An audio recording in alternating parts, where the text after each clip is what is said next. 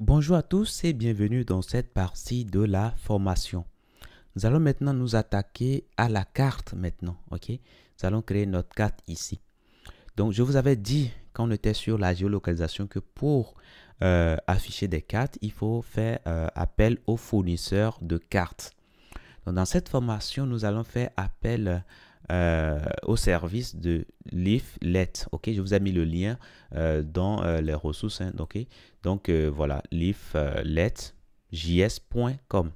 Donc, on peut directement aller sur ce site-là. Hein. Donc, je viens ici. Allez, leafletjs.com. Et voilà le site. Ok, donc il propose des services de mise à disposition de cartes, donc on va pouvoir utiliser ceci.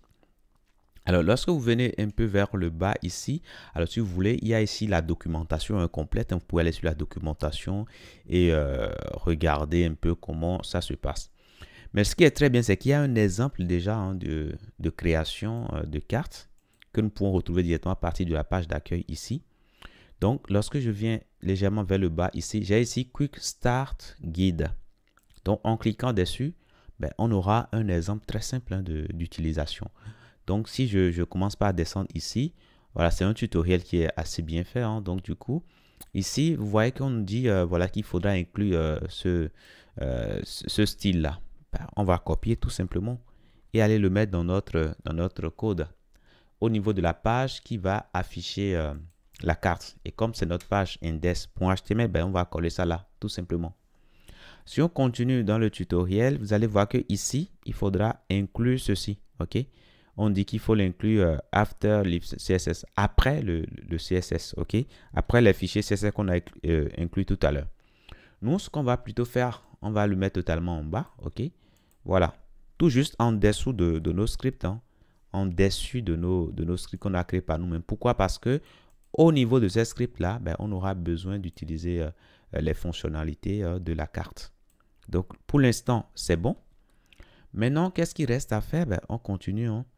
On continue. On nous dit qu'il faudra créer un élément avec un identifiant donné. Nous, de notre côté, on a déjà créé l'élément qui va accueillir la carte. C'est cet élément-là. C'est son identifiant qui est là. Donc, c'est bon. Alors, pour l'instant, si vous voulez, on va effacer hein, ce contenu-là. OK? Voilà. On va continuer. Et qu'est-ce qu'on nous dit maintenant? Allez, je descends légèrement. Donc, pour créer la carte, une instance de la carte, il faudra mettre l.map et indiquer ici l'identifiant de l'emplacement qui va garder notre carte. OK? Donc, du coup, je prends ça hein, tout simplement et j'irai au niveau de mon code. Alors, ce que je vais faire pour mieux structurer, nous allons venir au niveau de listener ici. Nous allons créer une fonction ici qui va s'appeler initCart, ok, initMap, ok, initMap. Et alors ça ne prendra pas de paramètres.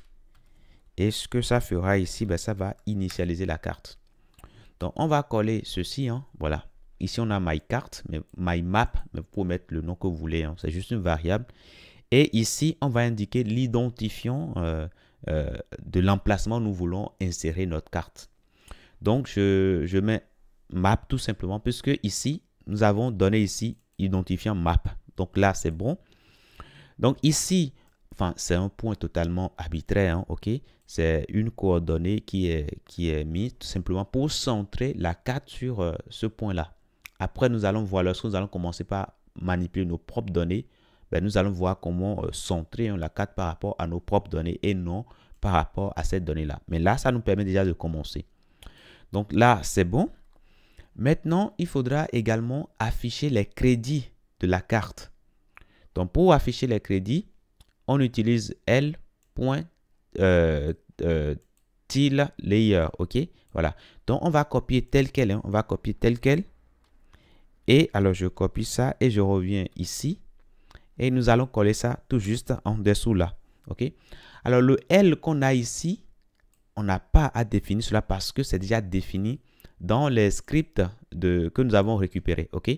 Et comme les scripts sont importés bien avant nos propres scripts ici, on pourra y accéder directement ici à l'intérieur. Donc, le L va fonctionner. Donc, on veut définir ici les crédits, hein, les attributions, etc. Tout ça, c'est bon. Donc, si je descends légèrement ici, vous voyez que nous avons ici your map boss access token. Donc, on a besoin d'une clé, hein, token qui va nous permettre d'accéder aux données. Donc, pour l'instant, si nous revenons ici et on vient sur notre site ici, je vais actualiser. Bon, rien ne se passe, hein, rien ne se passe et rien ne devrait se passer parce qu'on n'a pas initialisé, hein, la carte. Donc, je viens ici au niveau de main ici et après avoir créé les événements, je vais mettre ici initialisation de la carte. Et là, on va faire appel à init map, tout simplement. OK, donc si je reviens ici, bon, j'ai quand même un léger changement, hein, déjà au niveau de la couleur d'arrière-plan. Je vois maintenant ici les boutons qui aident à zoomer ou bien à dézoomer. Bon, pour l'instant, c'est bon. Maintenant, ce qu'il nous faut maintenant, c'est la clé. OK, la clé token. Donc, je reviens alors ici au niveau de la documentation. Quand vous lisez bien, vous allez voir que nous avons ici Request on Access Token. Vous pouvez lire calmement, hein, OK, voilà. Donc, on peut cliquer sur Request on Access Token ici. Et ici, ben, on va pouvoir créer un compte. Et une fois qu'on crée un compte, on va pouvoir demander une clé d'API, OK? Donc, ce qu'on va faire ici, alors là, on n'a pas encore de compte. Donc là, il faudra alors penser à créer un compte, hein. Tout simplement, vous mettez vos informations et vous créez un compte. Donc, me voilà rempli mes informations. On va pouvoir cliquer maintenant sur Get Started ici. Oui, ça nous dit que le username existe déjà. Bon, on va mettre station 2021 pour changer, tout simplement. Get Started ici.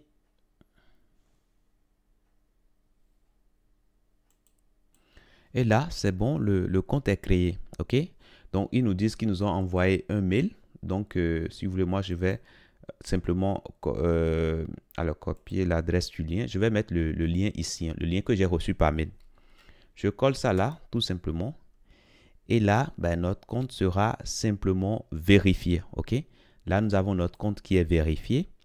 Donc, désormais, on va pouvoir demander une clé d'API. Donc, si je descends ici, vous voyez que j'ai déjà ici Default Public Token. OK? Donc, on peut cliquer ici simplement pour copier, hein, voilà. Et là, c'est bon.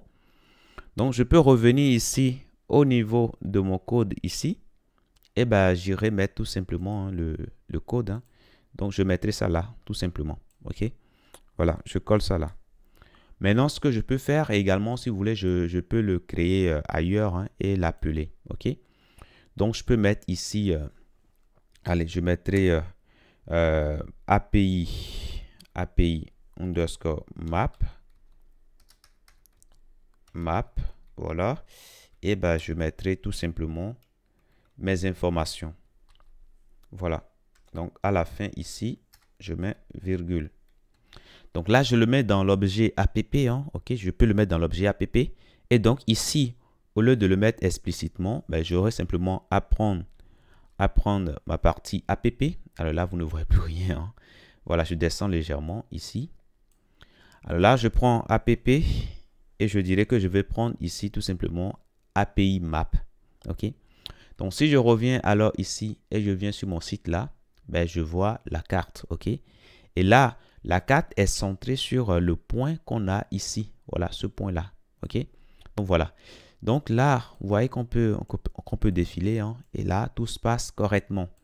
Et quand je clique sur ça, ce point-là pour fermer, là, enfin, le menu est parti. Mais le problème, c'est que je ne vois plus, hein, je ne vois plus l'icône, enfin, je ne vois plus le search bar. OK, pourquoi cela? Et ici, il y a quand même un petit décalage là. OK, donc on va penser à ça. Donc, du coup, je reviens ici au niveau de mon code ici. Donc, on voit que la carte vient se mettre en dessus, hein, en dessus de notre élément search bar. Donc, CTRL F, on ira sur, alors CTRL E, on ira sur CSS Style. Et dans la partie search bar ici, ben, on va mettre un Z index là-dessus pour dire, ben, on veut que notre élément reste totalement en haut. Donc, on met voilà un nombre assez supérieur et normalement, tout doit se passer correctement. Donc, si je reviens ici, voilà, on voit l'élément. Mais pourquoi on ne voit pas ce qu'il y a ici? Ben, en gros, ben, au début, on avait dit qu'on veut le mettre dans ce cadran-là, ce qui veut dire que ben, la carte a été dimensionnée en fonction de la mesure de la taille de notre écran. Donc, lorsqu'on enlève ceci, lorsqu'on enlève cette partie-là, en gros, la même carte se retrouve avec plus d'espace. Donc, du coup, la carte ne sait pas s'élargir. Donc, ce qu'on peut faire ici, pour faire simple, très simple, c'est de dire, ben, par défaut, ben, on ne va pas afficher le search bar. Le search bar qu'on a, non pas plutôt le nav, ok? Donc, pour ne pas afficher le nav, c'est simple, il faudra mettre none tout simplement. Donc, par défaut, le nav ne va pas s'afficher. Ça dit que la carte va se préparer à prendre toute la largeur de notre écran. Donc, si je viens là, vous voyez, la carte prend quand même toute la largeur. Maintenant, si on veut ouvrir le menu, on clique, ça s'ouvre, on peut fermer, ok? Voilà. Donc là, c'est mieux comme ça. Donc, on vient d'initialiser notre carte. Donc, dans la prochaine partie, nous allons continuer. Je vous dis merci d'avoir suivi cette partie et à tout de suite dans la prochaine.